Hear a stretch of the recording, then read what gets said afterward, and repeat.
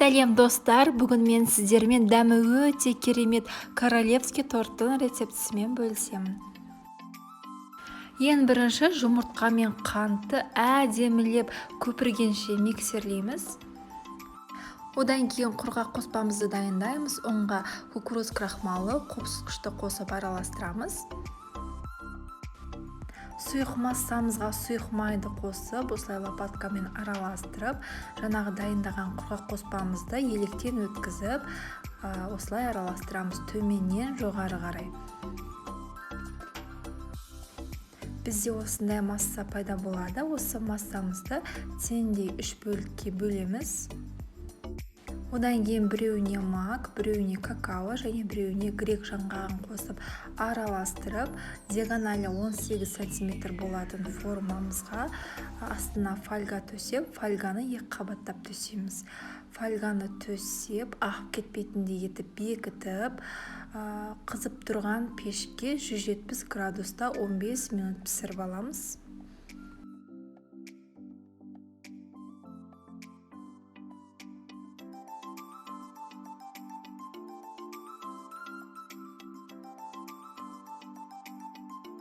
Біздің корждарымыз әдемі болып көтеріліп пісіп шығады. Өзінің формасында суытамыз, одан кейін осылай формасынан шығарамыз.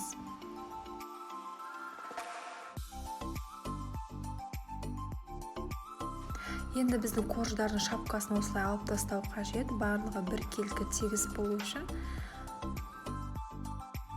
Одан кейін ақ шоколадты микротолқынды пеште ерітіп аламыз. Оға дейін кремін дайындайық. Творожный сырға сахарная пудра, сливки бәрін араластырып аламыз. Жақсылап миксерлейміз. Одан кейін ішіне суыған ақ шоколадымызды қосып, тағы да әдемілеп миксерлеп жібереміз. Енді тортымызды жинайық. Ең бірінші осылай закреплять етіп аламыз да, какао коржынан бастаймыз. Үстіне кремімізді салып, осындай лопаткамен тегістеп, тортымызды ары қарай жинаймыз. Келесі қабат бізде грек жаңғағы қосылған қабатты салып, тағы да кремін жағып, лопаткамызбен тегістеп жібереміз. Келесі соңғы корж бізде мак қосылған корж. Тортымызды жинап болғаннан кейін сыртын пленкамен орап, формамызға салып, пісірген формамыз бар ғой, бетін жауып, холодильникке 1 түнге қойып қоямыз. Келесі біз обтяжканың кремін дайындаймыз. Творожный сыр, сахарная пудра мен сливкиді араластырып, жақсылап миксерлейміз. Бізде осындай қою крем пайда болады. Осыны кондитерский мешокқа салып, басына насадка номер 104. Ең бірінші бетінде гүлін жасаймыз. Осылай шығарып аласыздар да, одан кейін осылай айналдыра отырып, роза гүлін жапырақтарын өрнектейміз.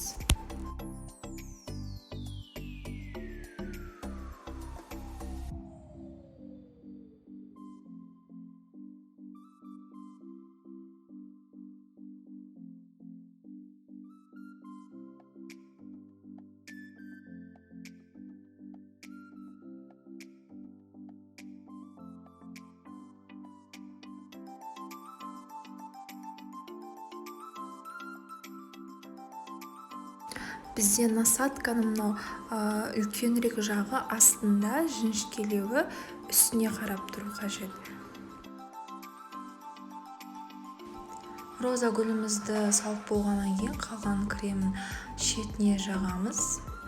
Қалған креміне 1 қасық какао салып, шамамен 15 граммдай миксерлеп жібереміз. Бізде осындай шоколадты крем пайда болады. Кондитер қапшығына салып, тортымыздың астыңғы жағына амбре қылып жағамыз. Осылай астыңғы бөлігіне айналдыра отырып жағып шығамыз. Одан кейін лопаткамызбен тегістеп жібереміз. Шпательге дайындаймыз осылай. Тортымызды айналдыра отырып осылай шпательмен тегістейміз. Ең сонда мен сәндік үшін күміс түсті моншақтарды бетіне септім. Міндетті түрде дайындап көріңіздер. Дәмі деген керемет енді.